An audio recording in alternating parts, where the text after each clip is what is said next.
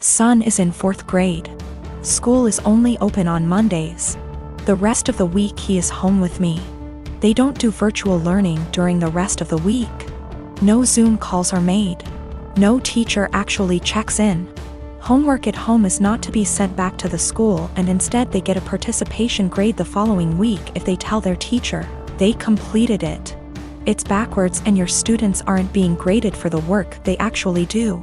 Every Monday we get a new flyer in the mail asking for donations. Last week we got a flyer that said to send out 20 emails to individuals to ask them for donations, with the promise of prizes for participation. They also had other prizes on this flyer. Basically, the more people who donate using your name, the bigger the prize you get. My son wanted the headphones prize. Nowhere on the flyer did it say how many donations was needed. I called the school to ask and they said 12. I sent out the 20 emails. 14 people donated. The donation list was to be emailed to the school with the student ID, and we were to pick up the prizes this past Monday. Son was losing his mind excited because he got the 12 donations needed for the headphones.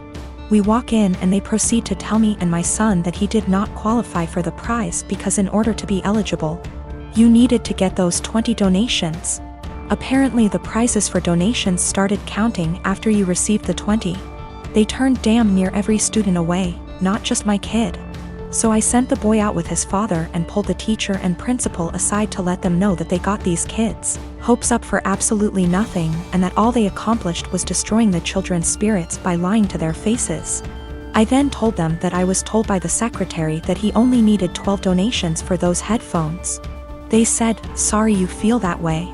This is just how things are right now due to COVID." So I responded with, "Oh, so lying to students and breaking their spirits is okay because of COVID? Failing to provide virtual learning for the rest of the week like other schools is okay because of COVID? Asking for donations when the kids are only here once a week must be okay, too, right?" I then walked out.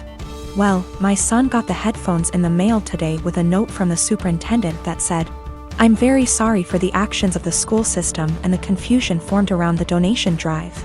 We are trying to work with the families, not turn them away. Please accept this as an apology. My son is over the moon. My husband says that I was being a Karen and that we should have just dropped it because it teaches our son that life isn't fair, and that I now look like an helicopter parent."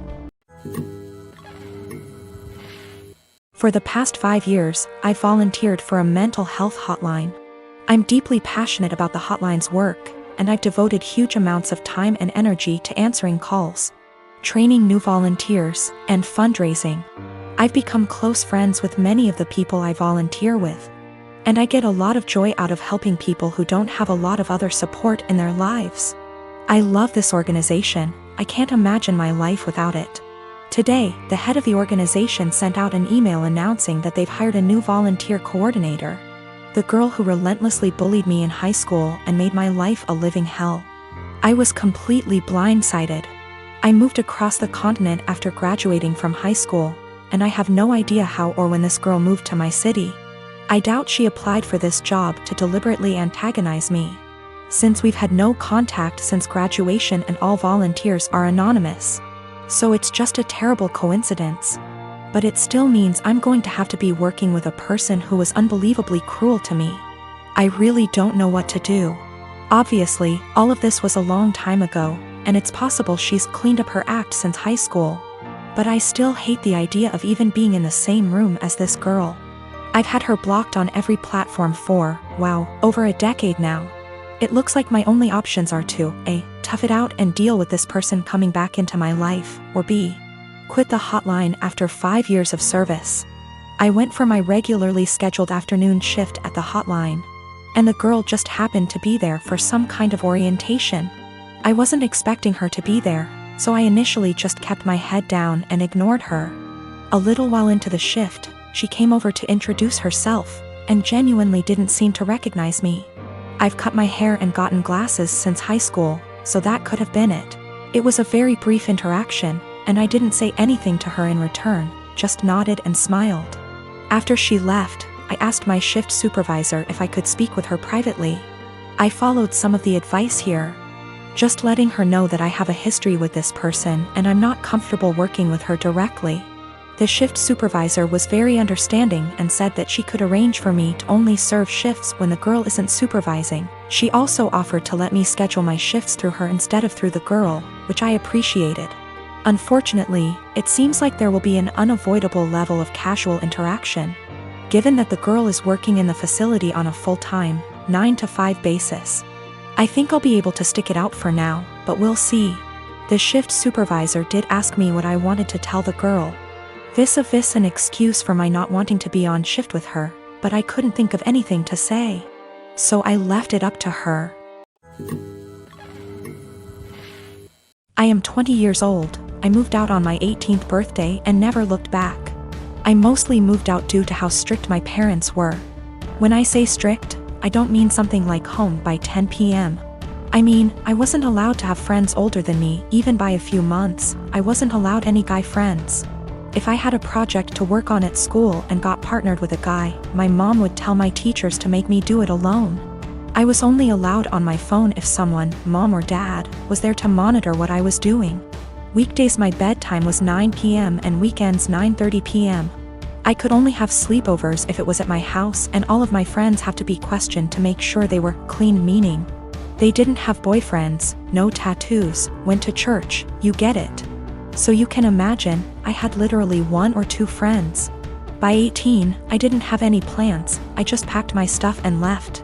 My parents weren't happy and tried for months to get me to come home, but I didn't plan on it. Anyways, I landed a damn good job and was able to get my first apartment shortly after. My friend is over at my house almost every day with her boyfriend and we just hang out. I didn't cut out all contact with my parents, but I limit it to only special occasions. My mom wanted to have a Zoom family call, whatever it's called, and asked me to join. I figured what the hell, I'll join and say hi.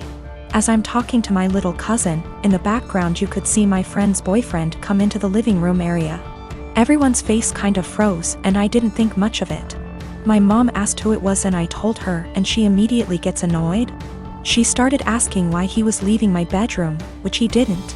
The bathroom is the same way towards the bedroom, so I could see why it would look like he left from my room. She and my dad proceeds to ask me why I have guys at my home. Why is he 21 hanging around me? I just turned 20, but yeah, it was like I was 15 again. My mom then insists I have him leave.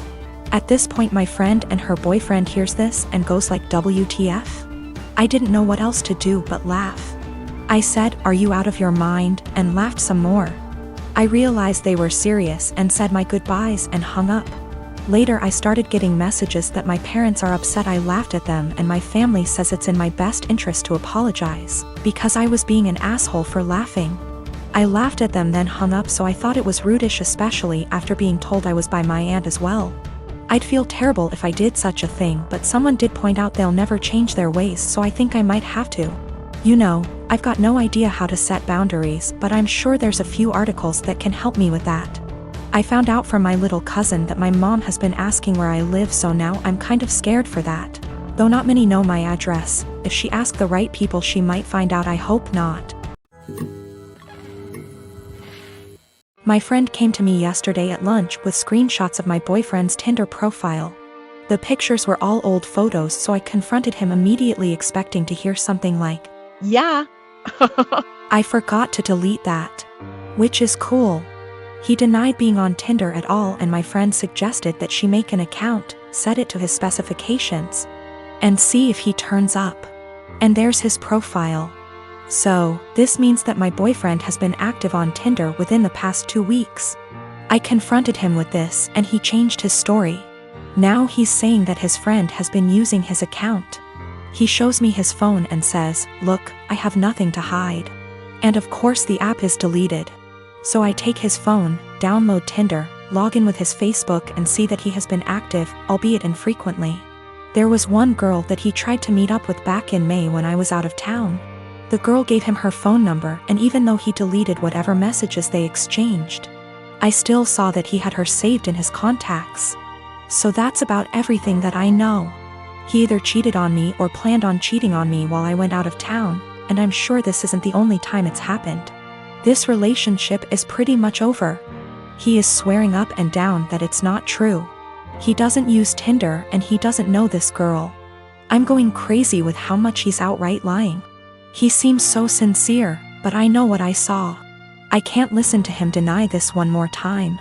This blew up while I was away. I'm sorry I won't be able to respond to every comment. So I did some stuff that was kind of petty and stupid today. I made a fake Tinder account, matched with my boyfriend. And he starts messaging me and immediately asks me to meet him for a drink. We agree to meet by a fountain in the center of my town, and I pack up all of his stuff in a tote bag, put on a great outfit and went to the fountain. I stood kind of out of the way of the fountain in the shadows where I could watch the street that I knew he'd be arriving from. I was devastated, but I figured this way I could catch him without a doubt and end things quickly. All the time, he's messaging this girl on Tinder. But he didn't show up. 2 of his roommates did. We didn't speak, I don't know them well, but they watched me for a while. Figured out what was going on after a few more Tinder messages, and left quickly. So I wait a few minutes and I call my boyfriend and ask him where he's at. He says he's just gotten off of work and he's going to meet his roommate for a drink. I confront him with the fake Tinder profile and he's dumbstruck and furious with his roommate, who he swears up and down is behind all of this. I'm at home now, just emotionally exhausted and confused. Whatever is going on with his roommates is super sketchy and creepy. Up until this point my boyfriend and I had a great relationship. Really, no red flags anywhere. If I had already been suspicious that he was cheating, this would be a much easier break for me. The most recent message on his Tinder account, when I checked it yesterday, was sent to a girl he had matched with before we met. It said, "Would you want to meet up with my friend?" My boyfriend is the kind of person whose iPhone passcode is 0000. I wouldn't be surprised if his roommates did know all of his passwords. So, his Tinder account is still matched with my fake profile.